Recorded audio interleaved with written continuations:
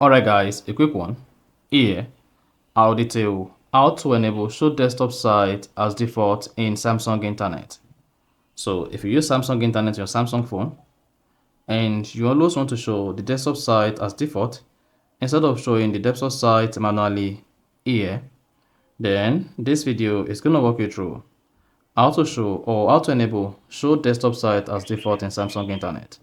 So if at the end of this you find this offer informative, please don't forget to like and then subscribe. Now the first one to do is go ahead and open the Samsung Internet. Click on the menu icon at the bottom right. Select settings.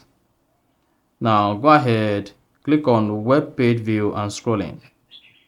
Under web page view and scrolling, locate show desktop site and then enable it. This is going to enable show desktop site as default in the Samsung Internet browser, then hit the back button.